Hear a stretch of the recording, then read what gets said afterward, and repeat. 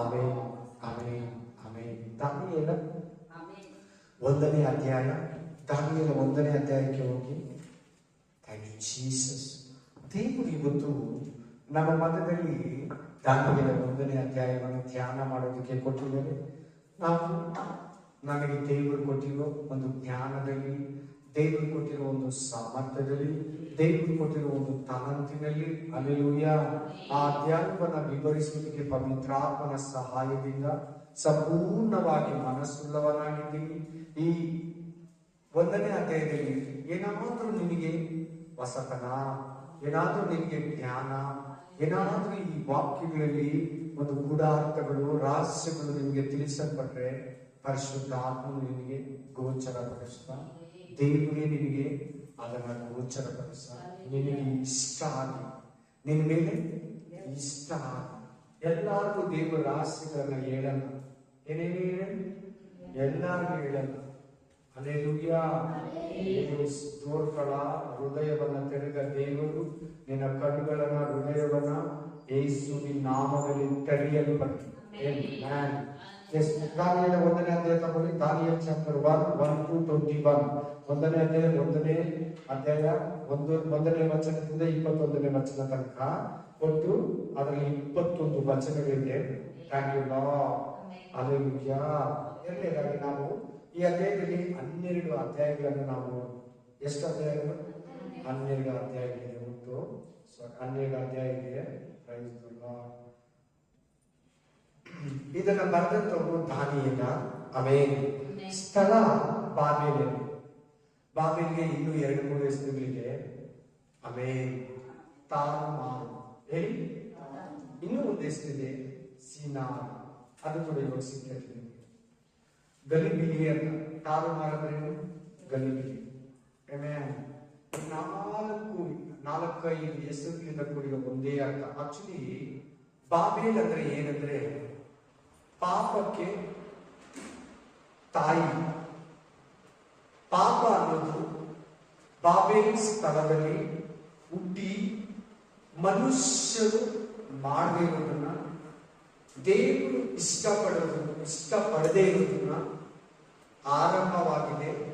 Babel ಅಸಹ್ಯವಾದ, ಅಸಹ್ಯ ಕಾರ್ಯಗಳು, ಅಶುದ್ಧ ಕಾರ್ಯಗಳು, ಕೆಟ್ಟ ಕಾರ್ಯಗಳು, ಮನುಷ್ಯನ ಅವುಗಳನ್ನು ಮಾಡಿದ್ರೆ ಪಾಪ ಮಾಡಿದಂಗೆ ಮನುಷ್ಯನ ಅವುಗಳನ್ನ ನೆರವೇರಿಸ್ತದೆ, ನರಕಕ್ಕೆ ಹೋಗ್ತಾನೆ, ಮರಣಕ್ಕೆ ಪಾತ್ರನಾಗ್ತಾನೆ. ಅಂತ ಕಾರ್ಯಗಳೆಲ್ಲ ಆರಂಭವಾಗಿದೆ ಬಾಬೆಲ್ ದೇಶದಲ್ಲಿ. ಇದನ್ನು ಯಾವ ಕಾಲದಲ್ಲಿ ಬರೀತಾನೆ? ದಾನಿಯೇಲನ ಕಾಲ ಏನು? ದಾನಿಯೇಲನು ಬದುಕಿದಂತ ಸಮಯ ಯಾವುದಂದ್ರೆ ಕ್ರಿಸ್ತ ಪೂರ್ವ, ಅಂದ್ರೆ ಇಂಗ್ಲಿಷಲ್ಲಿ BC 605-534. ಕ್ರಿಸ್ತ ಪೂರ್ವ 605ರಿಂದ 534, ಅಂದ್ರೆ 71 ವರ್ಷ. Praise the Lord. Amen. Full ಮುದುಕನಾಗಿ, ವಯಸ್ಸಾಗಿ ದಾನಿಯೇಲನ ದೇವರು ತಗೊಂತಾನೆ. ಹೇಳ್ತಾರೆ ಬಹಳ ಬೈಬಲ್ ಸ್ಕಾಲರ್ಗಳು, ಹತ್ತತ್ರ 100 ವರ್ಷ ಮೇಲೆ ಬದುಕಿದ್ದಂತೆ ದಾನಿಯೇಲ. Hallelujah. Praise the Lord. Yes, ನಾವು ಇದನ್ನ ಡಿಟೇಲ್ ಆಗಿ ನೋಡೋಣ. 1ನೇ ವಚನದಿಂದ ಆರಂಭ ಮಾಡಿ. ಯೆಹೂದದ ಅರಸನಾದ ಯೆಹೋಯಾಕೀಮನ ಆಳ್ವಿಕೆಯ 3ನೇ ವರ್ಷ. ಇಲ್ಲಿ ಯಾವ ರಾಜನನ್ನು ಇಲ್ಲಿ ಸೂಚಿಸ್ತಾ ಇದ್ದಾನೆ ದೇವರು? ಇಲ್ಲಿ ಎಲ್ಲರೂ ಹೇಳಿ, ಯಾವ ರಾಜನ ಹೆಸರು? ಯೆಹೋಯಾಕೀಮನು. ಇವನು ಸೆರೆಗೆ ಹೋಗೋದಕ್ಕೆ ಕಡೇ ರಾಜ.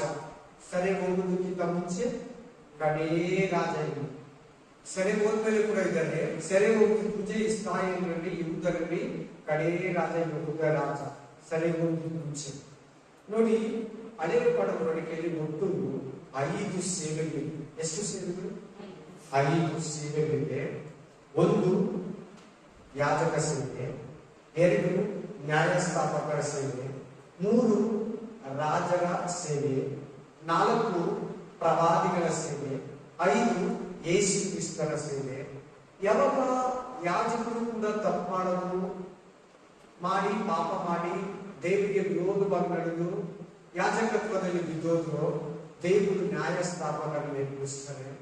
ನ್ಯಾಯಸ್ಥಾಪಕರು ಕೂಡ ತಪ್ಪು ಮಾಡಿ ಬಿದ್ದೋದಾಗ ದೇವರು ರಾಜರನ್ನ ಎದುರಿಸ್ತಾರೆ. ಮೊದಲನೇ ರಾಜ ಸೌಲ. ಈ ರಾಜರು ಕೂಡ ತಪ್ಪು ಮಾಡಿ ಹಿಜ್ಕೀಯನ ಮಗನಾದ ಮನಸ್ಸೆ ತುಂಬಾ ಕೆಟ್ಟ ರಾಜ. ಈ ರಾಜರು ಕೂಡ ಬಿದ್ದೋಗ್ತಾರೆ. ಈ ರಾಜರ ಸೇವೆಗಳನ್ನು ಬಿದ್ದೋದ್ಮೇಲೆ ದೇವರು ಪ್ರವಾದಿಗಳನ್ನು ಎದುರಿಸ್ತಾರೆ. ಫಾರ್ ಎಕ್ಸಾಂಪಲ್ ಎಲಿಯಾ, ಎಲೀಷಾ,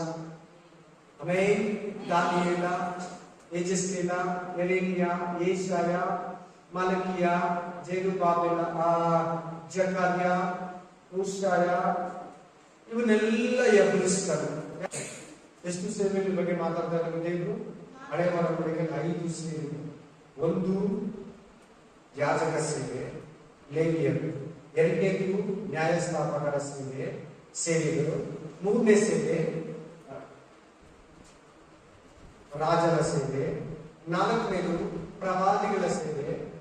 ಪ್ರವಾದಿಗಳು ಬಿದ್ದೋದ್ಮೇಲೆ, ಪ್ರವಾದಿಗಳು ತಪ್ಪು ಮಾಡಿದ್ಮೇಲೆ ದೇವರು ತನ್ನ ಮಗನನ್ನೇ ಕಳಿಸ್ಕೊಡ್ತಾನೆ. ಈ ಹಳೆ ಒಡಂಬಡಿಕೆಯಲ್ಲಿ 5 ಸೇವೆಗಳನ್ನ ನಾವು ನೋಡ್ಬೋದು. ನೀವು ಕೇಳಿದಿರಲ್ಲ, ಮತ್ತಾಯ 25ನೇ ಅಧ್ಯಾಯದಲ್ಲಿ 10 ಸ್ತ್ರೀಯರು ಇರ್ತಾರೆ. ಎಷ್ಟು ಸ್ತ್ರೀಯರು? 10 ಸ್ತ್ರೀಯರು ಯಾರಂದ್ರೆ 5 ಸ್ತ್ರೀಯರು, 5 ಸೇವೆಗಳು.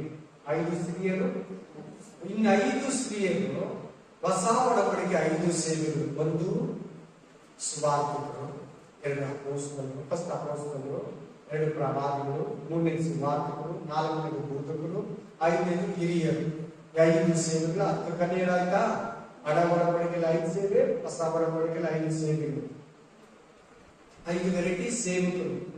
ಹಳೆ ಒಡಂಬಡಿಕೆಯಲ್ಲಿ 5 ವೆರೈಟಿ ಸೇವಕರು, ಹೊಸ ಒಡಂಬಡಿಕೆಯಲ್ಲಿ 5 ವೆರೈಟಿ ಸೇವಕರು. ಆ 10 ಕನ್ಯರು ಅರ್ಥನೇ ಅದೇ. ಯಾಕಂದ್ರೆ ಉಪದ್ರವ ಕಾಲದಲ್ಲಿ 10 ಸ್ತ್ರೀಯರು ಉಪದ್ರವ ಕಾಲದಲ್ಲಿ ಸಂಧಿಸು 2 ಒಡಂಬಡಿಕೆಯು ಕೂಡ ಇರ್ತಾರೆ. ಕೃಪೆಯ ನಿಯಮ, ಧರ್ಮಶಾಸ್ತ್ರದ ನಿಯಮ, 2 ಒಂದು ನಿಯಮಕ್ಕೆ ಸಂಬಂಧಪಟ್ಟ ಜನ ಈ ಭೂಮಿ ಮೇಲೆ ಇರ್ತದೆ. ಆ ಟೈಮಲ್ಲಿ ಮಹಾ ಉಪದ್ರವ ಕಾಲ ಇರ್ತದೆ. ಅದ್ರ ಬಗ್ಗೆ ದೇವರು ನನಗೆ ಮಾತಾಡಕ್ಕೆ ಹೇಳಿದ್ದಾನೆ. ನಾನು ಅದು ಬಂದಾಗ ಅದ್ರ ಬಗ್ಗೆ ನಾನು ವಿವರಿಸ್ತೀನಿ. 10 ಸ್ತ್ರೀಯರಂದ್ರೆ ಯಾರಂತ. ಈಗ ಇಲ್ಲಿ ಬನ್ನಿ. ಇಲ್ಲಿ ರಾಜ ಇದ್ದಾನೆ. ರಾಜನ ಹೆಸರೇನು? ಯೆಹೋಯಾಕೀಮನು. ಇವನು ರಾಜನಾಗಿರುವಾಗ ದೇವರು ಎಷ್ಟೋ ಅವರನ್ನ ಎಚ್ಚರಿಸ್ತಾರೆ. ನೀವು ತಪ್ಪು ಮಾಡ್ತಾ ಇದ್ದೀರಾ, ಪಾಪ ಮಾಡ್ತಾ ಇದ್ದೀರಾ, ವಿಗ್ರಹ ಆರಾಧನೆ ಮಾಡ್ತಾ ಇದ್ದೀರಾ, ಸೇವೆ ತಪ್ಪಾಗಿ ಮಾಡ್ತಾ ಇದ್ದೀರಾ, ಮೋಸ ಮಾಡ್ತಾ ಇದ್ದೀರಾ, ಪ್ರವಾದಿಗಳು ಸುಳ್ಳು ಪ್ರವಾದನೆ ಹೇಳ್ತಾ ಇದ್ದಾರೆ. ಎಲ್ಲಾರಲ್ಲ, ಕೆಲವರು ಬಿಟ್ಟು ಬಿದ್ದವರೆಲ್ಲ ಎಲ್ಲಾರನ್ನು ಯೆಜೆಸ್ಕೇಲನ ಮೂಲಕ, ದಾನಿಯೇಲನ ಮೂಲಕ ಎಚ್ಚರಿಸ್ತಾ ಇದ್ದಾನೆ. ಅವರು ಕೇಳಿಲ್ಲ. ಸಾರಿ, ದಾನಿಯೇಲನ ಯೆಜೆಸ್ಕೇಲನ ಅದು ಹಿಂದಿನಿದ್ದಂತ ಪ್ರವಾದಿಗಳ ಮೂಲಕ, ಒಂದೊಂದು ಪ್ರವಾದಿಯ ಮೂಲಕ, ಮುಖ್ಯವಾಗಿ ಯೆರೆಮೀಯನ ಮೂಲಕ. ಯಾರ ಮೂಲಕ? ಆ ಸೆರೆಗೆ ಹೋದವಾಗ ಯೆರೆಮೀಯನೇ ಪ್ರವಾದಿಯನ್ನು ಎಚ್ಚರಿಸ್ತಾ ಇದ್ದಾರೆ. ಅವರು ತಿರುಗಲಿಲ್ಲ, ಅವರು ಪಾಪವನ್ನ ಬಿಟ್ಟಿಲ್ಲ, ವಿಗ್ರಹ ಆರಾಧನೆ ಬಿಟ್ಟಿಲ್ಲ, ಮಕ್ಕಳನ್ನ ಬಲಿ ಕೊಡೋದು ಬಿಟ್ಟಿಲ್ಲ, ಪಾಪವನ್ನ ಮಾಡೋದು ಬಿಟ್ಟಿಲ್ಲ, ಅಪರಾಧವನ್ನ ಮಾಡೋದು ಬಿಟ್ಟಿಲ್ಲ. ಆಗ ದೇವರು ನೆಬೂಕದ್ನೆಚ್ಚರನನ್ನ ಪ್ರೇರೇಪಿಸಿ ನೆಬೂಕದ್ನೆಚ್ಚರನನ್ನ ಯೆರೂಸಲೇಮಿಗೆ, ಇಸ್ರಾಯೇಲ್ ದೇಶದ ಮೇಲೆ ದಂಡೆತ್ತಿ ಹೋಗಿ ಅದನ್ನ ಸೆರೆ ಹಿಡಿದು ದಾಸತ್ವದಲ್ಲಿ ಇಸ್ರಾಯೇಲರನ್ನ ತಗೊಂಡರು. ಓದಿ, ಅಲ್ಲೇ ಕೆಳಗಡೆ ಓದಿ.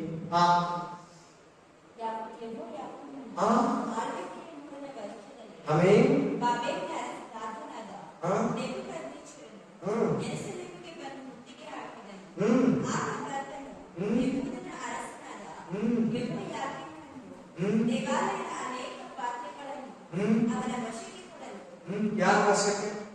ನೆಬೂಕದ್ನೆಚ್ಚರನ ವಶಕ್ಕೆ. ಆ ರಾಜನನ್ನ, ಯೆಹೋಯಾಕೀಮನ ರಾಜನನ್ನ, ಇಸ್ರಾಯೇಲ್ ಜನರನ್ನ, ಪ್ರಧಾನರನ್ನ, ರಾಜವಂಶದವರನ್ನ, ಇಸ್ರಾಯೇಲ್ ದೇಶವನ್ನ ಕಂಪ್ಲೀಟ್ ದೇವರು ಯಾರ ಕೈ ಕೊಟ್ಟ? ನಾವೇನ್ ಮಾಡ್ಕೊಂಡ್ರೆ ನೆಬೂಕದ್ನೆಚ್ಚರನ ಬೈಕೊಳ್ತೀವಿ. ಒಪ್ಸಿರೋದು ಯಾರಿಗೆ? ಯಾರು ಒಪ್ಸಿರೋದು? ದೇವರು. ಯಾರ ಕೈಗೆ? ನಾವು ಸರಿಯಾಗಿಲ್ಲದ್ರೆ ದೇವರು ಏನ್ ಮಾಡ್ತಾರೆ ಗೊತ್ತಾ? ಸೈತಾನ ಕೈಗೆ, ಅನ್ಯ ಜನರ ಕೈಗೆ ನಮ್ಮನ್ನ ಒಪ್ಪಿಸ್ತಾರೆ. ತಿಳ್ಕೊಳ್ಳಿ, ನೀವು ಕೂಡ ಇದ್ರಲ್ಲಿ ಪಾಠ ಮಾಡ್ಕೊಳ್ಳಿ. ನಾವು ತಿದ್ದುಕೊಳ್ಳಿಲ್ಲ ಅಂದ್ರೆ, ಪಾಪನ ಬಿಟ್ಟು ತಿರುಗಲಿಲ್ಲ ಅಂದ್ರೆ ದೇವರು ನಮ್ಮನ್ನ ಸರಿ ಮಾಡ್ತಾರೆ. ಹೆಂಗೆ ಉದಾಹರಣೆ ಏನ್ ಕೊಡ್ತೀನಿ ಅಂದ್ರೆ, ನಿಮ್ಗೆ ಸಂಸೋನ ಗೊತ್ತಲ್ಲ, ಸಂಸೋನ ಏನ್ ಮಾಡೋದು? ಸಂಸೋನ ಏನಂದ್ರೆ ನಾಜಿರ ವ್ರತವನ್ನ ಆಚರಿಸೋದು. ಅವನ ಜೀವನದಲ್ಲಿ ಶವರ ಕಟ್ಟಿ ಕೂದಲನ್ನ ಕಟ್ ಮಾಡಬಾರ್ದು, ಕಟಿಂಗ್ ಅನ್ನ ಶೇವಿಂಗ್ ಅನ್ನ ಮಾಡ್ಕೋಬಾರ್ದು ಜೀವಿತ ಕಾಲ ಇರೋವರೆಗೂ. ಅಲ್ಲೆಲೂಯಾ. ಅವನು ಒಂದ್ಸಾರಿ ಏನ್ ಮಾಡ್ದ, ಅವ್ರ ತಂದೆ ತಾಯಿ ಹುಡುಗಿ ನೋಡಕ್ ಕರ್ಕೊಂಡು ಹೋಗುವಾಗ ಸತ್ತಿರೋ ಸಿಂಹದ ದೇಹದಲ್ಲಿ ಜೇನು ತುಪ್ಪವನ್ನ ತಗೊಂಡು ತಿಂದ್ಬಿಡ್ತಾನೆ. ಅವಾಗ ಏನ್ ಮಾಡ್ದ, ಸತ್ತಿರೋ ದೇಹವನ್ನ ಮುಟ್ಟಿಬಿಟ್ಟ. ಮುಟ್ಟಿದ್ರೆ ಅವನ ವ್ರತ ಪಾಪವಾಯಿತು, ತಪ್ಪಾಯಿತು. ಅವ್ನು ಹೋಗಿ ಏನ್ ಮಾಡ್ಬೇಕಂದ್ರೆ ಯಾಜಕನ ಹತ್ರ ಹೇಳಿ ಕೂದಲನ್ನ ಬೋಡಿಸ್ಕೊಂಡು ಅವನ ಮನೆಗೆ ಹೋಗ್ತೀರಾ, ಹೊರಗಡೆ ಇರ್ಬೇಕು. ಇದೆಲ್ಲ ಯಾರು ಮಾಡ್ತಾರಂತ ಅವ್ನು ಮಾಡಿಲ್ಲ. ಕಡೆಗೆ ಯಾರ ಕೈಯಲ್ಲಿ ಕಟ್ ಮಾಡಿಸ್ತಾರೆ ದೇವ್ರ ಆ ಕೂದಲನ್ನ? ಫಿಲಿಸ್ಟಿಯರ ಕೈಯಲ್ಲಿ. ಏನ್ ಯಾರ ಕೈಯಲ್ಲಿ? ಫಿಲಿಸ್ಟಿಯರ ಕೈಯಲ್ಲಿ. ಹಂಗೆ ದೇವರು ನಾವು ಸರಿಯಾಗಿಲ್ಲಂದ್ರೆ ನಮ್ಮನ್ನ ದೇವರು ಅನ್ಯ ಜನಗಳ ಕೈಗೆ, ಸೈತಾನ ಕೈಗೆ ಸ್ವಲ್ಪ ದಿನಕ್ಕೆ ಒಪ್ಪಿಸ್ತಾನೆ. ಅವರು ದೇವರು ಅವ್ರ ಮೂಲಕ ನಮ್ಮನ್ನ ಶುದ್ಧಿ ಮಾಡ್ತಾರೆ. ಯಾರ ಮೂಲಕ? ಶುದ್ಧಿ ಮಾಡ್ತಾರೆ. ಅದೇ ಅವನ ದೇವಾಲಯದ ಸಾಮಾನುಗಳನ್ನೆಲ್ಲ ತಕೊಂಡೋಗಿ ಎಲ್ಲಿಟ್ಟ? ತನ್ನ ದೇವರ ಆಲಯಕ್ಕೆ ಕೊಟ್ಟಿದ್ದಾನೆ. ನೋಡಿ ಅವನಿಗೆ ಎಷ್ಟು ಭಯ ಬರುತ್ತೆ. ಎಷ್ಟೇ ವಚನದಲ್ಲಿ ಮಾತು ಜೋರಾಗಿ ಎರಡನೇ ವಾಕ್ಯದಲ್ಲಿ ಓದಿ ಕಂಟಿನ್ಯೂ ಮಾಡಿ. ಎರಡನೇ ವಾಕ್ಯ. ಆಮೇಲೆ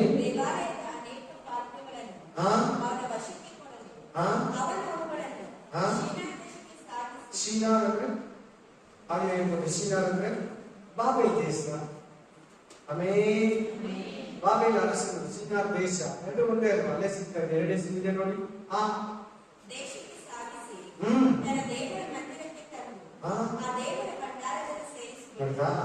ಅವನಿಗೆ ಎಷ್ಟು ಭಯಭಕ್ತಿ ನೋಡಿ. ಇದು ದೇವಾಲಯಕ್ಕೆ ಸಂಬಂಧಪಟ್ಟಿದ್ದು, ದೇವರ ಆರಾಧನೆಗೆ ಸಂಬಂಧಪಟ್ಟಿದ್ದು, ಇಸ್ರಾಯೇಲ್ ಹೋಗುವ ದೇವರನ್ನ ಆರಾಧಿಸುವ ವಸ್ತುಗಳಿಗೂ ಅಂತ ಹೇಳ್ಬಿಟ್ಟು ಒಂದೊಂದು ವಸ್ತುವನ್ನ ಕತ್ರಿಯಿಂದ ಹಿಡಿದು, ಪಟ್ಟಲಿಂದ ಹಿಡಿದು, ಗಂಗಾಳದಿಂದ ಹಿಡಿದು ಪ್ರತಿ ಒಂದನ್ನ ಸೊಲೊಮೋನ ಆಲಯ ಕಟ್ಟಿ ಏನೇನು ಇಟ್ಟಿದ್ದೋ ಆ ಪ್ರತಿ ಒಂದು ಪಾತ್ರೆ ವಸ್ತುಗಳನ್ನ, ದೇವಾಲಯದ ಪ್ರತಿಯೊಂದು ಸಂಬಂಧಪಟ್ಟಿದ್ದನ್ನ ತನ್ನ ದೇವರ ಗುಡಿಯಲ್ಲಿ ಇಟ್ಟಿದ್ದಾನೆ. ಅವನಿಗೇನು ಅದರ ಅರ್ಥ? ಪವಿತ್ರ ಜಾಗ, ದೇವರಿಗೆ ಸಂಬಂಧಪಟ್ಟಿದ್ದು. ನಮ್ಮ ಮನೆಯಲ್ಲೋ, ನಮ್ಮ ಕಿಚನ್ ಎಲ್ಲೋ, ಯಾವ ಹಳೆ ಮನೆಯಲ್ಲೋ, ನಮ್ಮ ರಾಜಾಸ್ಥಾನದಲ್ಲಿ ಎಲ್ಲೋ ಒಂದು ಜಾಗದಲ್ಲೋ, ಯಾವ್ದಾದ್ರು ಮನೆಯಲ್ಲೋ ಆಗ್ತೀರಾ, ಕ್ಲೀನ್ ಆಗಿರೋ ಜಾಗದಲ್ಲಿ ಇಟ್ಟಿದ್ದಾನೆ. ಅವನ ಲೆಕ್ಕಕ್ಕೇನು? ಅವ್ರ ದೇವರ ಆಲಯ ಪರಿಶುದ್ಧ ಸ್ಥಳ. ಅವನ ಮೈಲಿಗೆ ಹೇಳ್ತಾ ಇದ್ದಾನೆ. ಆದ್ರೆ ಇದ್ರಲ್ಲಿ ಸೀಕ್ರೆಟ್ ಇದೆ, ಕೇಳಿಸ್ಕೊಳ್ಳಿ ಚೆನ್ನಾಗಿ. ಇವ್ರ ಮಗ ಏನ್ ಮಾಡಿದೆ? ಈ ಆ ಪಾತ್ರೆಗಳನ್ನ ತಗೊಂಡು ಡ್ರಿಂಕ್ಸ್ ಅನ್ನ ಕುಡ್ದ, ಅವ್ರ ಹೆಂಡತಿಗೂ ಕುಡಿಸ್ದ, ಅವ್ರ ಸರ್ದಾರಿಗೆ, ಸೇನಾಧಿಪತಿಗಳಿಗೆ, ಕುಡಿಯೋರಿಗೆ ಏನ್ ಬಂತು? ಅವ್ರಿಗೆ ನ್ಯಾಯ ತೀರ್ಪು. ಅವತ್ತ ರಾತ್ರಿ ಏನಾದ? ಅವನು ಸತ್ತೋದ. ಅದನ್ನೆಲ್ಲ ದಾರಿಯಲ್ಲಿ ಹೇಳಿ ಬೈತಾರೆ ಅವನನ್ನ. ಅವ್ರ ಅಪ್ಪನಿಗಿರೋ ಭಯ ಪಾತ್ರೆಗಳ ವಿಷಯದಲ್ಲಿ, ದೇವರ ವಸ್ತುಗಳ ವಿಷಯದಲ್ಲಿ ಅವ್ರ ಮಗ ಬೆಚ್ಚೆಚ್ಚರಿಲ್ಲ. ಯಾರಿಗಿಲ್ಲ? ಬೆಚ್ಚೆಚ್ಚರಿಲ್ಲ. ನೆಬೂಕದ್ನೆಚ್ಚರನು ಭಯಪಟ್ಟು ಆ ವಸ್ತುಗಳನ್ನೆಲ್ಲ ತಂದು ತನ್ನ ದೇವರ ಮಂದಿರದಲ್ಲಿ ಇಟ್ಟಿದ್ದಾನೆ. ನೀವು ತಪ್ಪು ತಿಳ್ಕೋಬೇಡಿ. ಅವನ ಮೈನಿಗೆ ಅದು ಶುದ್ಧ, ನಮ್ಮ ಮೈನಿಗೆ ಅಲ್ಲಿ ಇಡಬಾರದು. ಆಮೇಲೆ ಕಂಟಿನ್ಯೂ ಮಾಡಿ. ಯಾವ ರಾಜ? ನೆಬೂಕದ್ನೆಚ್ಚರ ರಾಜ.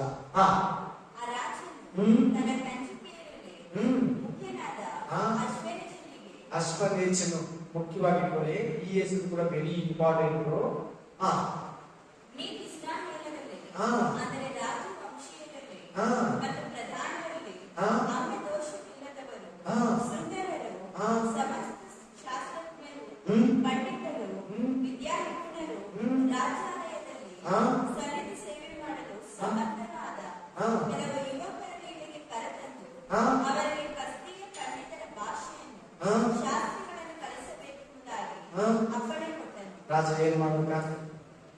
ರಾಜ ಏನ್ ಮಾಡ್ಬೇಕ? ಅಶ್ವನೇಚನಿಗೆ ಕಂಚಿಗೆ ಏನ್ ಗೊತ್ತಾ? ಏನು ಕಂಚಿಗೆ ಅಂದ್ರೆ ಏನು ಹೇಳಿ? ಅಲ್ಲೆಲ್ಲೂಯಾ. ಆಮೇಲೆ ಪ್ರೈಸ್ ದ ಲಾರ್ಡ್. ಕಂಚಿಕೆಯಲ್ಲಿ 3 ತರ ಹೇಳ್ತಾರೆ ದೇವರು. ಹಲ್ಲೆಲೂಯಾ. ನಪುಂಸಕರು ಹೇಳಿ ಎಲ್ಲರೂ, ಗಂಡಸರು ಅಲ್ಲ ಹೆಂಗಸರು ಅಲ್ಲ, ನಪುಂಸಕರು. ನಪುಂಸಕರಿಗೆ ಮುಖ್ಯಸ್ಥ ನೀವು. ಯಾರಿಗೆ ಮುಖ್ಯಸ್ಥರು? ಕಂಚಿಕೆ ಅಂದ್ರೆ ನಪುಂಸಕರು. ನಪುಂಸಕನಂದ್ರೆ ಸ್ತ್ರೀನೂ ಅಲ್ಲ ಪುರುಷನೂ ಅಲ್ಲ. ಯಾಕೆ ಅವನು ಅದಕ್ಕೆ ಅಂದ್ರೆ ಇವರು ಎಲ್ಲಿರೋದಂತೆ ರಾಜ್ಯಾಸನದಲ್ಲಿ. ಅಲ್ಲಿ ಸ್ತ್ರೀಯರಿರ್ತಾರೆ. ಆ ಸ್ತ್ರೀಯರು ಸುಂದರವಾಗಿರ್ತಾರೆ. ಆಸೆ ಪಟ್ಟು ಕೆಡಿಸ್ಬಿಡ್ತಾರಂತ ಅವ್ರನ್ನ ಒಂಬೋದು ಮಾಡ್ಬಿಡ್ತಾರೆ. ಅರ್ಥ ಆಯ್ತು ಇವಾಗ? ನಪುಂಸಕರನ್ನಾಗಿ ಮಾರ್ಪಡಿಸ್ಬಿಡ್ತಾರೆ. ಇಜಿಡ ಅಂತಾರೆ. ನಿಮ್ಗೆ ಅರ್ಥ ಆಗೋದಕ್ಕೆ ಹೇಳ್ತಾ ಇದ್ದೀನಿ. ಕರೆಕ್ಟ್ ಪದ ನಪುಂಸಕರು. ಈಗ ನಾನು ಪುರುಷರು, ನೀವು ಸ್ತ್ರೀಯರು, ಈ ಕಡೆ ಪುರುಷರು ಇದ್ದಾರೆ. ಇವೆರಡು ಬಿಟ್ಟು ನೆಕ್ಸ್ಟ್ ಲಿಂಗ ಇದೆ ನಪುಂಸಕ. ನೋಡಿ ಇಲ್ಲಿ ನೆಕ್ಸ್ಟ್ ಕೆಳಗಡೆ ವಾಕ್ಯದಲ್ಲಿ ದಾನಿಯೇಲ, ಶದ್ರಕ್, ಮೇಷಕ್, ಅಬೇದ್ನೆಗೋ ಈ 4 ಮಂದಿ ಬರ್ತಾರೆ. ಈ 4 ಮಂದಿಯನ್ನು ಯಾರ ಕೈಗೆ ಒಪ್ಪಿಸಿದ್ದಾರೆ ರಾಜ? ಅವರು ಎಂತವರಂತೆ? ರಾಜವಂಶದವರನ್ನ, ಪ್ರವೀಣರನ್ನ, ಇಂಜಿನಿಯರ್ಗಳನ್ನ, ಡಾಕ್ಟರ್ಗಳನ್ನ, ಟೀಚರ್ಗಳನ್ನ, ಪ್ರಿನ್ಸಿಪಾಲ್ಗಳನ್ನ, ಒಳ್ಳೆ ವಿದ್ಯಾವಂತರನ್ನ, MBBS ಓದಿರೋರನ್ನ ಈ ಕಾಲದ ಅರ್ಥಕ್ಕೆ ಹೇಳ್ತಾ ಇದ್ದೀನಿ. ಇಂಜಿನಿಯರ್ ಓದಿರೋರನ್ನ, ಪಂಡಿತರನ್ನ, ಲೆಕ್ಚರರ್ಗಳನ್ನ, ಸ್ಕಾಲರ್ಗಳನ್ನ ಆರಿಸಿ ಚೆನ್ನಾಗಿ ನೋಡೋದಕ್ಕೆ ಚೆನ್ನಾಗಿರ್ಬೇಕು, ಐದು ಬೇಕು ಚೆನ್ನಾಗಿರ್ಬೇಕು. ಅವ್ರ ಕಣ್ಣು, ತಲೆ, ಕಿವಿ, ಕೈ, ಕಾಲು ಎಲ್ಲ ಚೆನ್ನಾಗಿರ್ಬೇಕು. ಅಂತವನ್ನೆಲ್ಲ ಆರಿಸಿ ನಮ್ಮ ರಾಜಾಸನಿಗೆ ಎತ್ಕೊಂಡ್ಬನ್ನಿ. ಆಮೆನ್. ಹಲ್ಲೆಲೂಯಾ. ಕೆಳಗಡೆ ಓದಿ.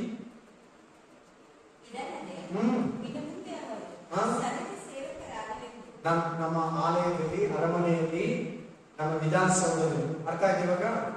ಪಾರ್ಲಿಮೆಂಟ್ ಅಲ್ಲಿ ಇವಾಗ ಹೇಳಿ, ಎಲ್ಲಿ ಕೆಲಸ ಮಾಡ್ಬೇಕು ನೀವು? ಪಾರ್ಲಿಮೆಂಟ್ ಡೆಲ್ಲಿಯಲ್ಲಿ ಕೆಲಸ ಮಾಡ್ಬೇಕು. ಈಗ ಅರ್ಥ ಆಯ್ತಾ? ಎಲ್ಲಿ ಕೆಲಸ ಮಾಡೋದು ಕೆಲಸ? ಡೆಲ್ಲಿಯಲ್ಲಿ. ಡೆಲ್ಲಿಯಲ್ಲಿ ಎಲ್ಲಿ? ಪಾರ್ಲಿಮೆಂಟ್ ಅಲ್ಲಿ. ಚೆನ್ನಾಗಿ ಜ್ಞಾನ ಇರೋರು, ಚೆನ್ನಾಗಿ ಕೈಕಾಲು ಚೆನ್ನಾಗಿರೋರು, ಚೆನ್ನಾಗಿ ಓದಿರೋರು, ಅದರಲ್ಲಿ ರಾಜ ವಂಶದವರಂತಿದೆ ನೋಡಿ, ಇದೆಯಾ? ಇಂಥವ್ರನ್ನೆಲ್ಲ ಚೆನ್ನಾಗಿರೋನೆಲ್ಲ ತಕೊಂಡು ಅಂಗೀಗಿರೋನೆಲ್ಲ ಅಲ್ಲೇ ಬಿಡ್ಬೇಕು. ಆರಿಸ್ಕೊಳ್ಳೋರಲ್ಲಿ ಯಾರಿದ್ದಾರೆ ನೋಡಿ?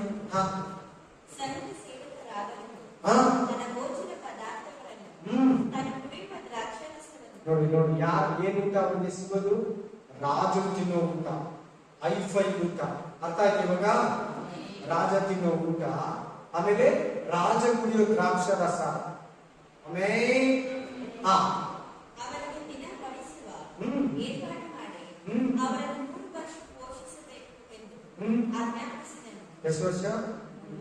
ಎಷ್ಟು ವರ್ಷ ರೆಡಿ ಮಾಡ್ಬೇಕಂದ್ರೆ ಅವರನ್ನ ಊಟ ಕೊಟ್ಟು, ನೀರು ಕೊಟ್ಟು, ಕ್ರೀಮ್ ಕೊಟ್ಟು, ಪೇಸ್ಟ್ ಕೊಟ್ಟು, ಬ್ರಷ್ ಕೊಟ್ಟು, ಒಳ್ಳೆ ಸೊಪ್ಪು, ಕಾಯಿ, ಮಾಂಸ, ಮಟನ್, ಚಿಕನ್, ಮುದ್ದೆ, ಬಿರಿಯಾನಿ, ಸ್ವೀಟು, ಖಾರ, ರಸಂ, ಸಾಂಬಾರ್, ವಡೆ, ಬಜ್ಜಿ, ಬೋಂಡ, ಮೊಟ್ಟೆ, ಮೀನು, ಮೊಸರು, ಹಾಲು, ತುಪ್ಪ, ಎಣ್ಣೆ.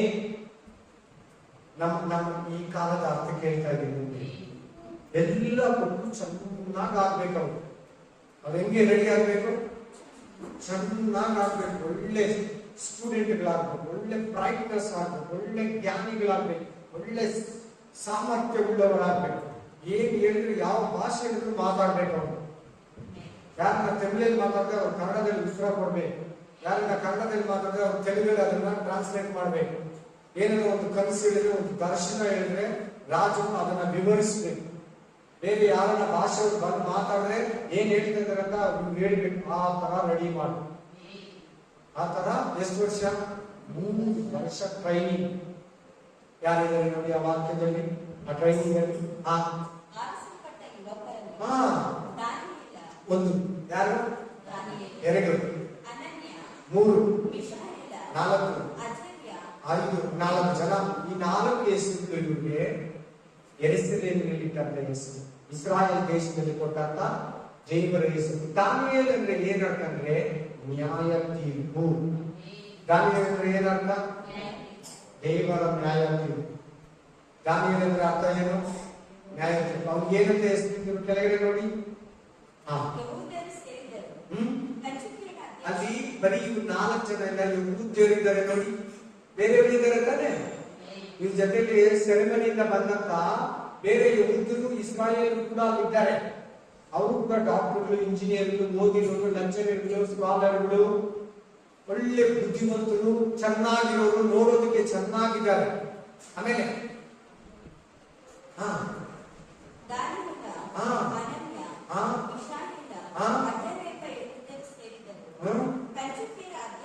ಕಂಚುಕಿಯರ ಇಲ್ಲಂದ್ರೆ ಏನಾಗ್ತದೆ ಅಂತ ಹೇಳ್ಕೊಂಡ್ರೆ ನಿಮ್ಗೆ, ನಪುಂಸಕರಿಗೆ ಅಧ್ಯಕ್ಷ. ಯಾರ ಕೈಗೆ ಒಪ್ಪಿಸ್ತಾ ಇದ್ದಾರೆ ಈ 4 ಜನ? ಹಾಗಾದ್ರೆ ಇವ್ರು 4 ಜನ ಲೈಫಲ್ಲಿ ಮದುವೆ ಆಗಬೇಕು. ಇವರಿಗೆ ಮಕ್ಕಳು ಕೂಡ ಹುಟ್ಟಲ್ಲ. ಮಾಡ್ಬಿಟ್ಟು ಹೊರಗಡೆ ಹೋಗಿದ ತಕ್ಷಣ ಅಲ್ಲಿ ಸೀರಿರ್ತಾರೆ, ಚೆನ್ನಾಗಿರೋ ಸೌಂದರ್ಯವಾಗಲು ಆ ಹೆಂಗಸನ್ನ ಕೇಳಿಸ್ತಿರ್ತಾರಂತ. ಅಲ್ಲಿ ಇವ್ರು ಬರೀ ಕೆಲಸ ಮಾಡ್ತಾ ಊಟ ತಿಂತಾ ಇರ್ಬೇಕು ಅಷ್ಟೇ. ಕಂಚಿಕಿ ಯಾಕೆ ನಿಮ್ಗೆ ಹೆಂಗ್ ಹೇಳ್ತೀರಾ ಪಾಸ್ಟರ್ ಅಂತ ನೀವು ನಾನು ಕೇಳ್ಬೋದು. ಹೆಂಗಂದ್ರೆ ಈ ದಾನಿಯೇಲ್, ಶಾದ್ರಕ್, ಮೇಷಕ್, ಅಬೆದ್ನೆಗೋ ಇವ್ರನ್ನ ಯಾರ ಕೈಗೆ ಒಪ್ಪಿಸಿದ್ರು ಅನ್ನೋದೇ ಮುಖ್ಯ. ಯಾರ ಕೈಗೆ ಒಪ್ಪಿಸಿದ್ರು? ಕಂಚಿಕಿ. ಕಂಚಿಕಿ ಅಂದ್ರೆ ಏನು? ನಪುಂಸಕರಿಗೆ ಮುಖ್ಯಸ್ಥರು. ಅವ್ರ ಕಂಟ್ರೋಲ್ ಇವ್ರ ಕೈಗೆ. ಯಾಕೆ ಆತರ ಮಾಡೋದು? ಅವ್ರನ್ನ ನಪುಂಸಕರಾಗಿ ಮಾಡೋದು. ಚೆನ್ನಾಗಿರೋ ಬಡಿಸಿದ್ರೆ ನಪುಂಸಕರಾಗಿ ಮಾಡ್ಬಿಟ್ಟು. ಅಲ್ಲೆಲ್ಲೂಯಾ. ಯಾಕೆ ಅಂದ್ರೆ ಅಲ್ಲಿ ಸೀರಿರ್ತಾರೆ, ಏಜೆನ್ಸಿ ಅವ್ರನ್ನ ಕೆಡಿಸ್ತಾರೆ. ನಪುಂಸಕರು ಮಾಡ್ಬಿಟ್ರೆ ಅವ್ರು ಕೆಡಿಸಕ್ಕಾಗಲ್ಲ.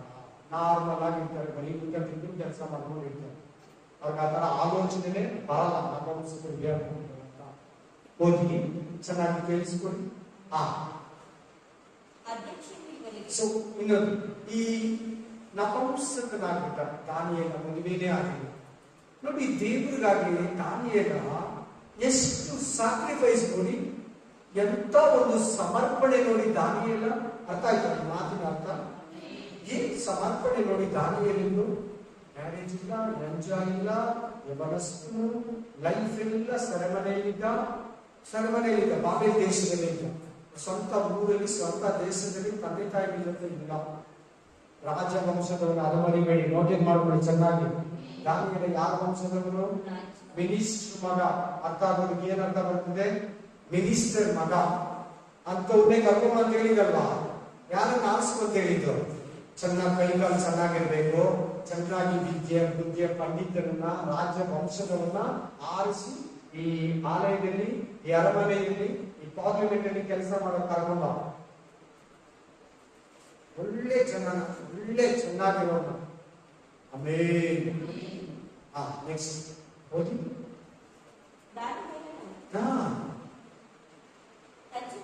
ಇದನ್ನ ಚೆನ್ನಾಗಿ ಜ್ಞಾಪಕ ಇಟ್ಕೊಳ್ಳಿ. ನೆಕ್ಸ್ಟ್ ಬೈಬಲ್ ಸ್ಟಡಿಲಿ 2ನೇ ಅಧ್ಯಾಯ. ನೆಕ್ಸ್ಟ್ ಬೈಬಲ್ ಸ್ಟಡಿಲಿ, ಅದರ ನೆಕ್ಸ್ಟ್ ಬೈಬಲ್ ಸ್ಟಡಿಲಿ 3ನೇ ಅಧ್ಯಾಯ. ಅದರ ನೆಕ್ಸ್ಟ್ ಬೈಬಲ್ ಸ್ಟಡಿಲಿ 4ನೇ ಅಧ್ಯಾಯ, 5ನೇ ಅಧ್ಯಾಯ, 6ನೇ ಅಧ್ಯಾಯ, 7ನೇ ಅಧ್ಯಾಯ ಹಿಂಗೆ ಬರ್ತಾ ಇರ್ತದೆ. 12 ಅಧ್ಯಾಯ ಕೂಡ 12 ವಾರ ನೋಡ್ಬಿಡೋಣ. ಯಾಕಂದ್ರೆ ದಾನಿಯೇಲನಿಗೆ ದೇವರು ಕೊಟ್ಟಂತ ದರ್ಶನಗಳು, ಜ್ಞಾನ, ರಹಸ್ಯಗಳು ವಿಶೇಷವಾದ 8 ಮಾತಾಡೋದು. ಮಾನವ ಕುಲ ಎಲ್ಲೋಗಿದ್ರು ನ್ಯಾಯ ತೀರ್ಪು, ಅವನ ಹೆಸರೇ ನ್ಯಾಯ ತೀರ್ಪು. ಟೋಟಲ್ 8 ಲಾಸ್ಟ್ ವರ್ಗು ನೋಡ್ಬಿಟ್ಟ. ನರಕನ ನೋಡ್ದ, ಪರಲೋಕನ ನೋಡ್ದ. ಪರಲೋಕ ಹೆಂಗಿರ್ತದೆ, 7 ವರ್ಷ ಉಪದ್ರವ ಕಾಲ ನೋಡ್ದ, ಆಂಟಿ ಕ್ರೈಸ್ಟ್ ನೋಡ್ದ. ಆ ಕಾಲದಲ್ಲಿ ಜನಗಳು ಅವನನ್ನ ಹೆಂಗ್ ಶಿಕ್ಷಿಸ್ತಾರಂತ ನೋಡ್ದ, ನಮ್ಮನ್ನ ನೋಡ್ದ. ಎಲ್ಲಾರು ದೇವರು ಅವನಿಗೆ ತೋರಿಸ್ತ 8 ಲಾಸ್ಟ್ ವರ್ಗು. Amen, hallelujah. ಕಂಟಿನ್ಯೂ ಮಾಡಿ.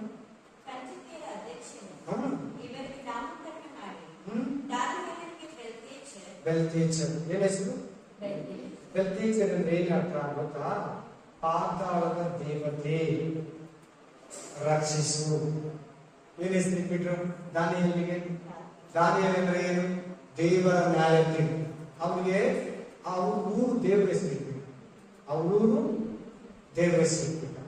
Price the Lord. ಅವ್ರೂರು ದೇವರ ಹೆಸರೇನು? ಪಾತಾಳದ ದೇವತೆ ನನ್ನನ್ನ ರಕ್ಷಿಸು. ಅಥವಾ ಆಮೆನ್, ವಾತ್ಸಲ್ಯ ದೇವತೆ ನನ್ನನ್ನ ರಕ್ಷಿಸು, ಅಥವಾ ಪಾತಾಳದ ದೇವತೆ ನನ್ನನ್ನ ರಕ್ಷಿಸು. ಹಲ್ಲೆಲೂಯಾ. ಬೆಲ್ಶಚ್ಚರ್ ಅಂದ್ರೆ ಅರ್ಥ. ಕಂಟಿನ್ಯೂ ಮಾಡು. ಅನನ್ಯನಿಗೆ ಶದ್ರಕ್, ಮಿಶಾಯೇಲನಿಗೆ ಮೇಷಕ್, ಬಾಬಿಲೋನ್ ಹೆಸರು. ಮೇಷಕ್ ಅನ್ನೋದು ಇಸ್ರಾಯೇಲ್ ದೇಶದ ಅವರು ಆ ಭಾಷೆಯ ಹೆಸರು. ಅಭಿನವ ಎಂಬ ಹೆಸರು.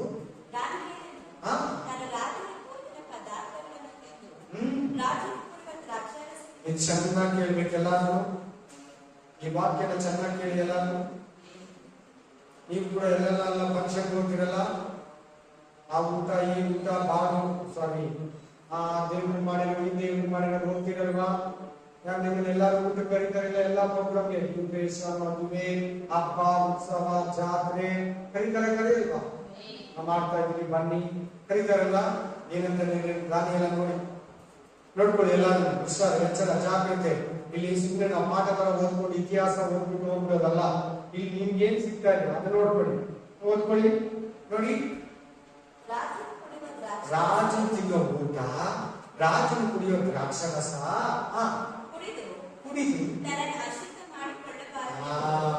ನಿಲ್ಸಿ ಕೇಳಿಸ್ಕೊಳ್ಳಿ ಎಲ್ಲ. ದ್ರಾಕ್ಷರಸ ಅಂದ್ರೆ ಡ್ರಿಂಕ್ಸ್. ಅದನ್ನ ನಾನು ಕುಡಿದು ರಾಜ ತಿನ್ನೋ ಊಟ ತಿಂದು ನಾನು ಕೆಟ್ಟೋನಾಗಲ್ಲ, ಅಶುದ್ಧನಾಗಲ್ಲ. ಅಶುದ್ಧನಂದ್ರೆ ಕೆಡಿಸ್ಕೊಳ್ಳೋದು. ಅಶುದ್ಧನಂದ್ರೆ ಏನು? ಕೆಡಿಸ್ಕೊಳ್ಳೋದು. ಪಾಪ ಅಂತ ಹೇಳ್ಬೋದು. ಏನಂತ ಹೇಳ್ಬೋದು? ನಾನು ಕೆಡಿಸ್ಕೊಳ್ಳಲ್ಲ, ಸಾರಿ. ಈ ತರ ಪ್ರತಿ ವಿಶ್ವಾಸ, ಪ್ರತಿ ಪಾಸ್ಟರ್ ಒಂದು ಯಾರು ಏನ್ ಕೊಟ್ರೆ, ಯಾರು ಎಲ್ಲಿ ಕಡೆ ಹೋಗಿ ತಿನ್ಬಿಟ್ಟು ಸೈಲೆಂಟ್ ಆಗಿ ಬಂದು ಬೈಬಲ್ ಇಟ್ಕೊಂಡು ಚರ್ಚೆಗೆ ಕುತ್ಕೊಂಡಲ್ಲ. ಆಮೇಲೆ ನಾವು ಅದೇನ್ ಫಂಕ್ಷನ್, ಏನ್ ಊಟ, ಯಾರು ಮಾಡಿರೋದು ಕೇಳಿ ತಿನ್ಬೇಕು ನಾವು. ನೋಡಿ ಅವ್ರು ಏನಂತಾರೆ, ಯಾಕಂದ್ರೆ ಅಂತಾರೆ ಅದು ಗೊತ್ತು. ಆಸಕ್ತಿ ತಿಳ್ಕೊಂಡು ಹೋಗಿ ಮುಂದಕ್ಕೆ. ಯಾಕಂದ್ರೆ ಅಂತಾರೆ ಗೊತ್ತಾ? ಬಾಬೆಲ್ ದೇಶದವರು ಕೇಳಿ, ಚೆನ್ನಾಗಿ ಕೇಳಿ ಅಂದೆ. ನಾನು ಚೆನ್ನಾಗಿ ಕೇಳಿ ಅಂದೆ. ಬಾಬೆಲ್ ದೇಶದವರು ಅವ್ರ ದೇವರ ಮುಂದೆ ಇದ್ದು ನೈವೇದ್ಯ ಮಾಡಿದ್ರ ಒಂದು 6 ಟೀ ಕೂಡ ಕುಡಿಯಲ್ಲ. ಒಂದು ಆಪಲ್ ತಿನ್ಬೇಕಂದ್ರು ಅವ್ರ ದೇವರ ಮುಂದೆ ಇದ್ದು ಆ ದೇವರಿಗೆ ಅದನ್ನ ಸಮರ್ಪಿಸಿ ಎತ್ಕೊಳ್ತೀವಿ. ಚಿಪ್ಸ್ ಕೂಡ ಇವತ್ತಿನ ಅರ್ಥ ಕೇಳ್ತೀವಿ. ಕೇಕ್ ಸಮೇತ ಇವತ್ತಿನ ಅರ್ಥ ಕೇಳ್ತಾರೆ. ಅವ್ರು ಒಂದು ನೀರು ಕುಡಿಲಿ, ಒಂದು ಜ್ಯೂಸ್ ಕುಡಿಲಿ, ಒಂದು ಐಸ್ ಕ್ರೀಮ್ ತಿನ್ಲಿ, ಇವತ್ತಿನ ಅರ್ಥ ಕೇಳ್ತಾರೆ. ಒಂದು ಮಟನ್, ಚಿಕನ್, ಹಣ್ಣು, ಹಂಪಲ, ದ್ರಾಕ್ಷಿ ಹೇಗೆ ತಿನ್ಲಿ, ಡ್ರೈ ಫ್ರೂಟ್ಸ್ ತಿನ್ಲಿ, ಡ್ರೈ ಫಿಶ್ ತಿನ್ಲಿ, ಮನೆಗಿರೋ ಮೀನು ಆ ದೇವ್ರ ಮುಂದೆ ಇಟ್ಟು ಆ ದೇವರಿಗೆ ಸಮರ್ಪಿಸಿ ತಿನ್ನೋದು. ಅದಕ್ಕೆ ಇವನು ನಾನು ತಿಂದು ನನ್ನನ್ನ ಕೆಡಿಸ್ಕೊಂಡ, ನಾನು ತಿಂದು ನನ್ನನ್ನ ಎಲ್ಲರೂ ಕ್ಯಾಚ್ ಮಾಡ್ತಾ ಇದ್ರೆ ಇಲ್ವಾ? ನೀವು ಕೂಡ ಯಾರು ಕೊಟ್ರೆ ಅದೆಲ್ಲ ತಿಂತಾ ಇದ್ದೀರಾ, ಯಾರು ಕೊಟ್ರೆ ಅಲ್ಲಿಗೆಲ್ಲ ಓಡೋಗ್ಬಿಡ್ತಾ ಇದ್ದೀರಾ.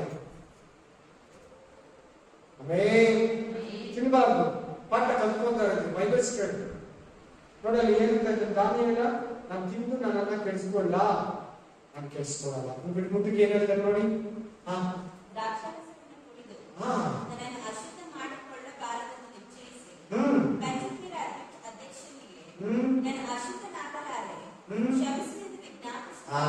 ಕಂಚಿಕಿ ಅಧ್ಯಕ್ಷನಿಗೆ ಏನಂತ ಹೇಳ್ತಾ ಇದ್ದಾನೆ? ಅಶ್ವಮೇಧ ಜಯನಿಗೆ ಏನಂತ ಹೇಳ್ತಾ ಇದ್ದಾನೆ? ನಾನು ಅದನ್ನ ತಿಂದು ನಾನು ಪಾಪ ಮಾಡಿ ನನ್ನನ್ನ ಕೆಡಿಸ್ಕೊಳ್ಳಲ್ಲ, ಸಾರಿ, ನನ್ನನ್ನ ಶ್ರಮಿಸ್ಬೇಕು. ನಾವು ಈ ವಾಕ್ಯದಲ್ಲಿ ಕಲಿಯೋದು ಏನಿದೆ ಗೊತ್ತಾ? ನಾವು ಈ ಲೋಕದಲ್ಲಿ ಇದ್ದೀವಿ. ಬಾಬೆಲ್ ದೇಶದಲ್ಲಿ ಇಲ್ಲಂದ್ರೂ ಈ ಲೋಕ ಒಂಥರ ಬಾಬೆಲ್ ದೇಶ ಇದ್ದಂಗೆ ನಮ್ಗೆ ಮರಿಬೇಕು. ಎಲ್ಲಿದ್ದಂಗೆ ಬಾಬೆಲ್ ದೇಶ. ನಮಗೂ ಕೂಡ ಇಂಥ ಪರೀಕ್ಷೆಗಳು ಬರ್ತಾರೆ, ಇಂಥ ಆಫರ್ಗಳು ಬರ್ತಾರೆ.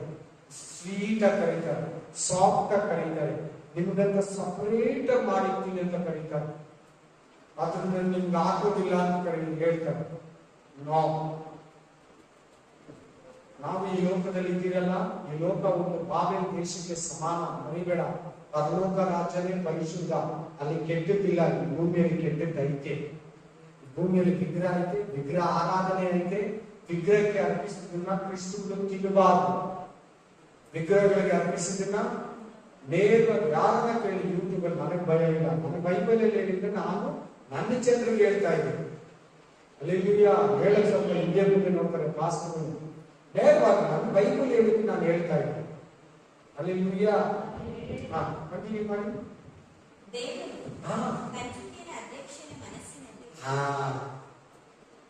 ಏನ್ ಮಾಡ್ತಾ ಇದ್ದೇನೆ? ದಯವಿಟ್ಟು ಇವು 4 ಜನಕ್ಕೆ ಯಾಕೆ ಅಂತ ಓದಿದ್ದು? ಇವ್ರ ಜೊತೆಗೆ ಎಷ್ಟು ಜನ ಇದ್ದಾರೆ? ತುಂಬಾ ಜನ ಇದ್ದಾರೆ. ಅವರೆಲ್ಲ ಯಾಕೆ ಗೊತ್ತಾ? ದೇವ್ರ ಮಕ್ಕಳು, ಇಸ್ರಾಯೇಲರು, ಯಹೂದರು ವಿಗ್ರಹಕ್ಕೆ ಅರ್ಪಿಸಿದ್ದನ್ನ ತಿನ್ನಬಾರ್ದು. ದ್ರಾಕ್ಷರಸ, ವೈನು, ಜ್ಯೂಸು, ಡ್ರಿಂಕ್ಸ್ ಕುಡಿಬಾರ್ದು. ಇವೇನ್ ಮಾಡ್ತಾ ಇದ್ದಾರೆ? ಇವ್ 4 ಜನ ಬಿಟ್ಟು ಮಿದ್ದವರೆಲ್ಲ ಏನ್ ಕೊಟ್ಟರೆ ತಿಂತಾ ಇದ್ದಾರೆ. ಇದನ್ನ ನೋಟೇಟ್ ಮಾಡಿ, ಈ ಪಾಯಿಂಟ್ ನೋಟೇಟ್ ಮಾಡಿ. ಯಹೂದರು ಅಂತಿದೆ. ನಿಮ್ಮ ಮೇಲೆ ವಾಕ್ಯದಲ್ಲಿ ಓದ್ಬಿಡಿ. 4 ಜನ ಹೆಸರು ಯಹೂದರು ಅಂತಿದೆ. 4 ಜನ ಎತ್ಕೊಂಬನ್ನಿ ಅಂದ್ರೆ ಚೆನ್ನಾಗಿರೋನೆಲ್ಲ ಎತ್ಕೊಂಬನ್ನಿ ಅಂತ. ಚೆನ್ನಾಗಿರೋನೆಲ್ಲ ಎತ್ಕೊಂಬನ್ನಿ 3 ವರ್ಷ ಪೋಷಿಸ್ತೀನಿ. 3 ವರ್ಷದಲ್ಲಿ ಇವು 4 ಜನ ನಮ್ಗೆ ಯಾವುದು ಬೇಡ, ನಮ್ಗೆ ಸೊಪ್ಪು ತರಕಾರಿ ಕೊಡು ಸಾಕು. ಕೆಳಗಡೆ ಆ ವಾಕ್ಯನ ಓದ್ಕೊಂಡು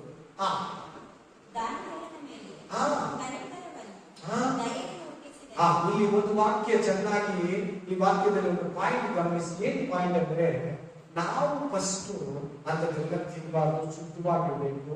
ಅದನ್ನ ಅಶುದ್ಧ ಅಂತ ನಾವು ಡಿಸೈಡ್ ಮಾಡಿ ಬೇಡ ಅನ್ನೋವಾಗ ಮಾತ್ರನೇ ನಮಗೆ ದೇವರು ಸಹಾಯ ಮಾಡ್ತಾರೆ. ಏನು ವಿಧಿ ಇಲ್ಲ, ಏನೋ ಒಂದು ತಿನ್ನೋಣ, ಚೆನ್ನಾಗಿದೆ, ಕಲ್ಲಾಗಿದೆ, ಬ್ಯೂಟಿಫುಲ್ ಆಗಿದೆ, ಅಟ್ರಾಕ್ಟಿವ್ ಆಗಿರ್ತದೆ, ಸೂಪರ್ ಆಗಿದೆ ಸ್ಮೆಲ್ಲು, ಆಮೇಲೆ ವಾಸನೆ ಹಿಡಿದ್ರೆ ತಿನ್ಬಿಡೋಣ ಅನಿಸ್ತದೆ. ಎಲ್ಲ ವಿಶ್ರಾಂತಿ, ಎಚ್ಚರ. 4 ಜನ ಬಿಟ್ಟು ಮಿಗಿದವರೆಲ್ಲ ತಿಂದ್ರು. ಅವೆಲ್ಲ ಯಾರು ಗೊತ್ತಾ? ದೇವ್ರ ಮಕ್ಕಳು, ದೇವ್ರ ಆರಿಸ್ಕೊಂಡು ಇಸ್ರಾಯೇಲ್. ನೋಡಿ, ಪರೀಕ್ಷೆ ನಮಗೂ ಕೂಡ ಬರ್ತದೆ, ಜಾಗ್ರತೆ. ನೆಕ್ಸ್ಟ್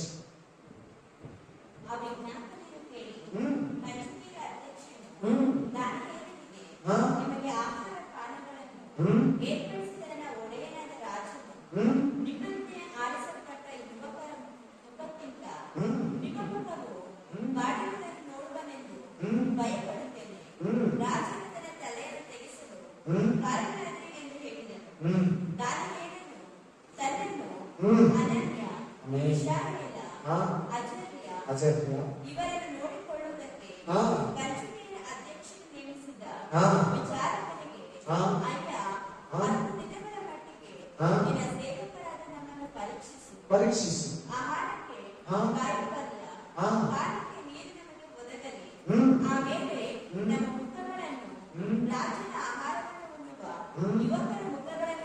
ಇವರೆಲ್ಲ ಯಾರು? ಯುವಕರು. ಯಾರು? ಯೌವನಸ್ಥರು. ಮುದುಕರಿಗೆ ಹೋದ್ರೆ ಕೆಲಸ ಕೊಡ್ತಾರ ಫ್ಯಾಕ್ಟ್ರಿಗೆ? ನಿಮ್ಗೆ ಏಜ್ ಆಗಿದೆ ಹೋಗಿ ಅಂತ. 1 ವರ್ಷ ಜಾಸ್ತಿ ಆದ್ರೂ ಕೂಡ ತಗೊಳ್ಳೋದು.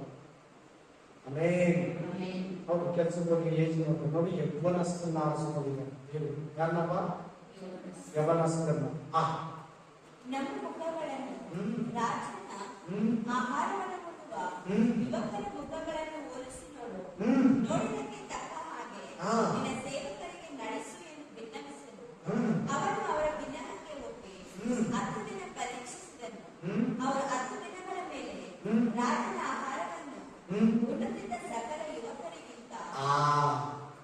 ಹೇಗಿದ್ದಾರೆ?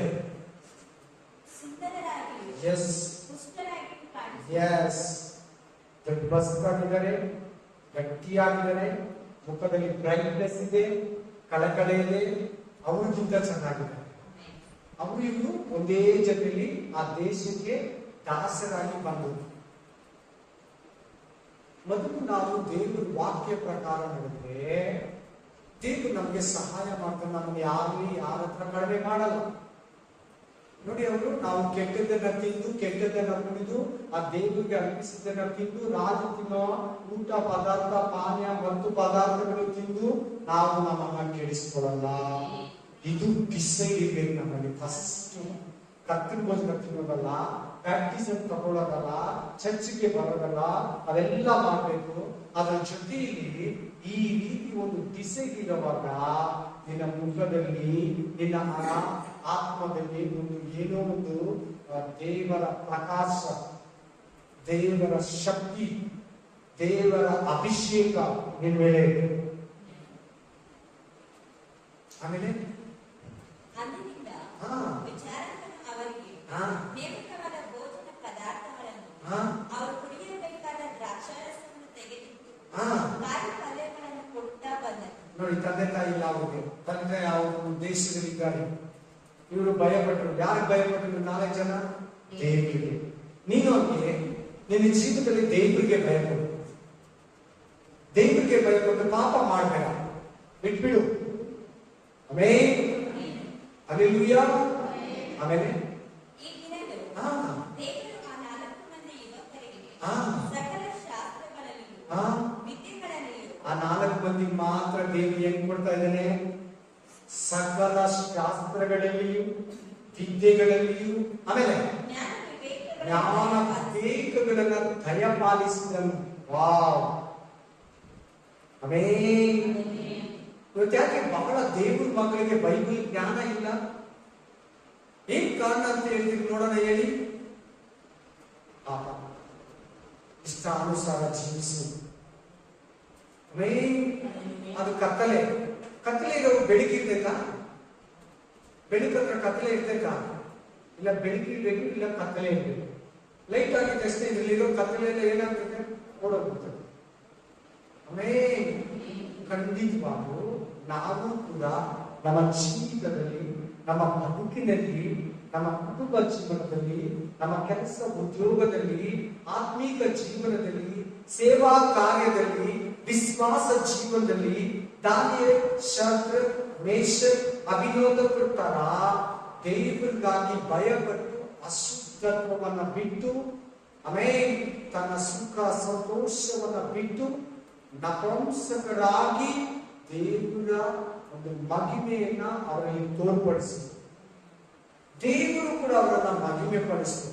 ಈ ಬಗ್ಗೆ ಮುಂದಿನ ಅಧ್ಯಾಯಗಳಲ್ಲಿ ನಾವು ನೋಡೋಣ. ದಾನಿಯೇಲ್ ಬಗ್ಗೆ, ಶದ್ರಕ್, ಮೇಷಕ್, ಅಭಿನೋದಕರ ಬಗ್ಗೆ. ಹಲ್ಲೆಲೂಯಾ. ಕಂಟಿನ್ಯೂ ಮಾಡು.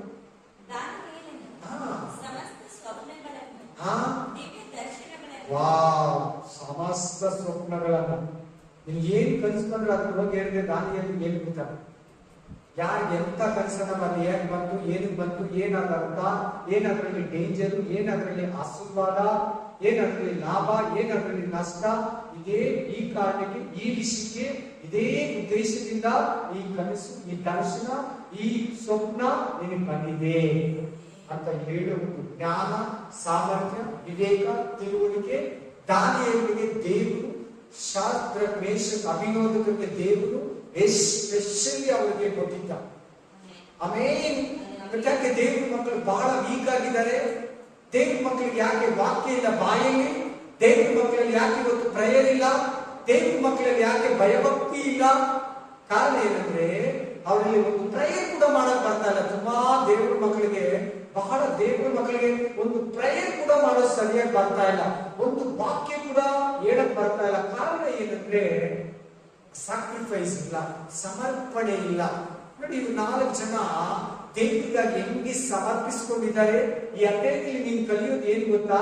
ಸಮರ್ಪಣೆ. ಹೇಳಿ ಎಲ್ಲಾರು. ಸಮರ್ಪಣೆ ಅಂದ್ರೆ ಏನು? ಸಾಕ್ರಿಫೈಸ್. తెలుగులో అర్పించేది, సమర్పించేది. సమర్పణ ಅಂದ್ರೆ ಏನು ಗೊತ್ತಾ? ಇನ್ನೇನು ನಿನ್ನ ಸ್ವಂತ ಉದ್ದೇಶ ನೆರವೇರಿಸಕೂಡದು. ದೇವರ ಚಿತ್ತಕ್ಕೆ ಒಳಗಾಗಬೇಕು. ಯಾರಿಗೆ? ಗಣೇಶ್.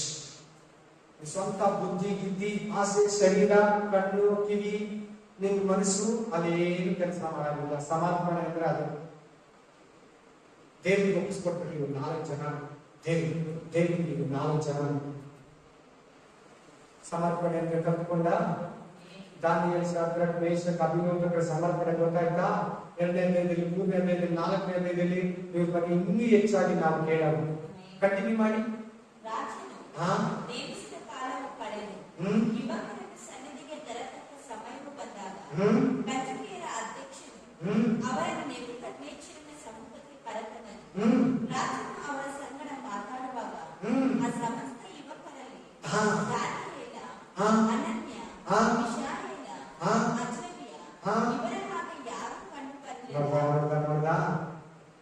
ಈ ಸಮರ್ಪಣೆ ನೋಡಿ, ಇವರು ಕೂಡ ದೇವರಿಗೆ, ಇವ್ರ ಮೇಲೆ ಎಷ್ಟು ಭಯಭಕ್ತಿ, ಎಷ್ಟು ದೇವರಿಗೆ ಪ್ರೀತಿ ನೋಡಿ.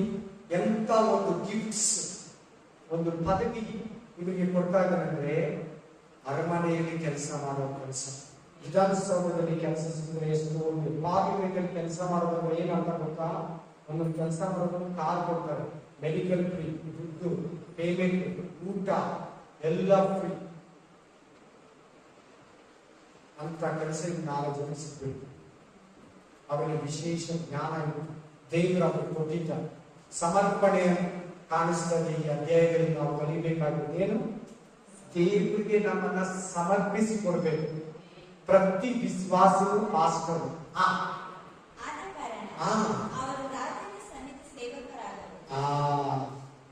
ರಾಜನ ಹತ್ರ ಕೆಲಸ ಮಾಡೋವಾಗುದು, ಐ ಪೋಸ್ಟ್. ಆಮೇಲೆ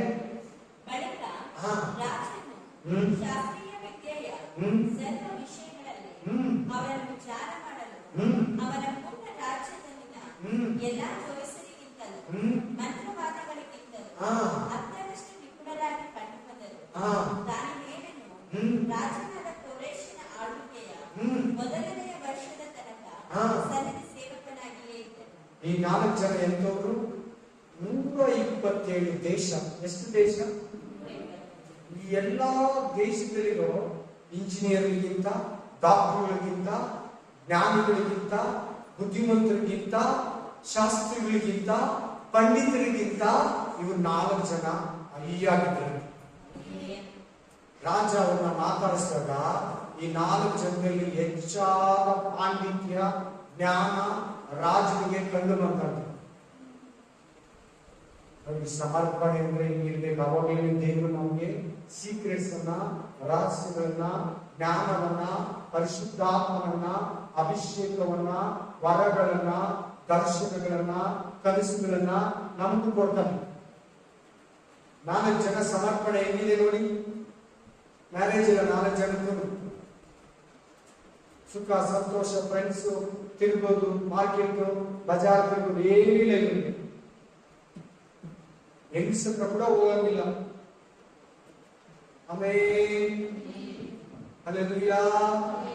ಆಮೇಲೆ ದಾನಿಯೇಲ ಎಲ್ಲರೂ ಕೂಡ ಅವನು ರಾಜಗಳ ಹತ್ರ ಕೆಲಸ ಮಾಡ್ತಾ ಇದ್ದ. ದಾನಿಯೇಲ ಐ ಪೋಸ್ಟ್ಗಳಿಂದ ಕೋರೇಶ್ ನಬೂಕದ್ನೆಚ್ಚರನು, ಅವ್ರ ಮಗ ಬೆಲ್ಶಚ್ಚರನು, ದರ್ಯಾವೇಶನು, ಒಟ್ಟು 4 ರಾಜನ ಹತ್ರ ಇವನು ವಿದ್ವಾಂಸಕನಾಗಿದ್ದ, ಜ್ಞಾನಿಯಾಗಿದ್ದ, ಐ ಪೋಸ್ಟ್ ಇದ್ದ. ರಾಜ ಬಿಟ್ರೆ ನೆಕ್ಸ್ಟ್ ದಾನಿಯೇಲ, ರಾಜ ಬಿಟ್ರೆ ನೆಕ್ಸ್ಟ್ ದಾನಿಯೇಲ.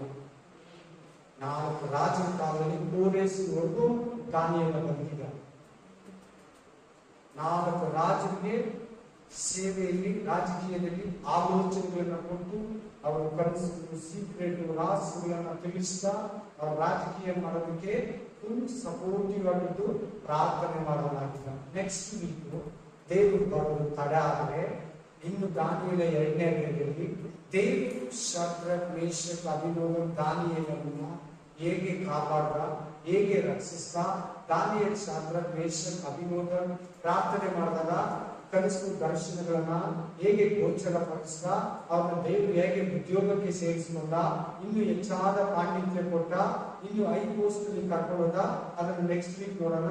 ಅಲ್ಲಿ ತನಕ ದೇವರು ನಿಮ್ಮನ್ನ, ನಿಮ್ಮ ಕುಟುಂಬಗಳನ್ನ ಕಾಪಾಡಿ ಎದ್ದಿಕೊಂಡು ಈ ವಾಕ್ಯದ ಮೇಲೆ ಪ್ರಾರ್ಥನೆ ಮಾಡಿ ಈ ಕೇಳಿದ ಸಂದೇಶದ ಮೇಲೆ ದೇವರಿಗೆ ಏನಾದರೂ ಇದ್ರೆ ದೇವರನ್ನ ಮಹಿಮೆ ಪಡಿಸಿ. Thank you Jesus.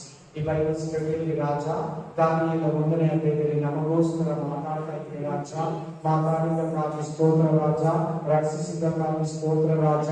ಪರಿಶುದ್ಧಾತ್ಮ ದೇವರೇ, ಪವಿತ್ರಾತ್ಮನಾದ ದೇವರೇ, ಇವತ್ತು ಕೂಡ ನಮ್ಮ ಮಧ್ಯದಲ್ಲಿ ಇದೀಯ, ಇವತ್ತು ಕೂಡ ನಮ್ಮ ಸಂಗಡವಿದೀಯ, ಇವತ್ತು ಕೂಡ ನಮ್ಮ ಜೊತೆಯಲ್ಲಿ ಇದೀಯ. ಆಶೀರ್ವದಿಸಲ್ಪಟ್ಟ ಬೇಳೆಯಲ್ಲಿ, ಆಶೀರ್ವದಿಸಲ್ಪಟ್ಟ ಸಭೆಯಲ್ಲಿ ದಾನಿಯೇಲ 1ನೇ ಅಧ್ಯಾಯ ನಮ್ಮ ಒಳಗಡೆ ಮಾತಾಡಿದ, ನಮ್ಮ ಹೃದಯದಲ್ಲಿ ಮಾತಾಡಿದ್ಯಾ, ನಮ್ಮ ಸಂಗಡ ಮಾತಾಡಿದ್ಯಾ. ಅದಕ್ಕಾಗಿ ನಾನು ಸ್ತೋತ್ರ ಹೇಳ್ತೀನಿ, ಕೃತಜ್ಞತೆಯನ್ನು ಸಲ್ಲಿಸ್ತೀನಿ, ಸ್ತೋತ್ರವನ್ನು ಅರ್ಪಿಸ್ತೀನಿ. ಆಶೀರ್ವದಿಸು, ಬಲಪಡಿಸು, ಕೃಪೆಯ ಕಾರ್ಯವುಳ್ಳ ಸ್ಥಳದಲ್ಲಿ ಯೇಸು ಕ್ರಿಸ್ತನ ನಾಮದಲ್ಲಿ ಈ ಮಕ್ಕಳು ಬಂದಿರೋ ಸಹೋದರ ಸಹೋದರಿಗಳು ಹೆಚ್ಚಾದ ಜ್ಞಾನವನ್ನು ತಿಳ್ಕೊಳ್ಳೋದಕ್ಕೆ ಸಹಾಯ ಮಾಡಿ. ಆಮೇನ್, ಆಮೇನ್, ಆಮೇನ್.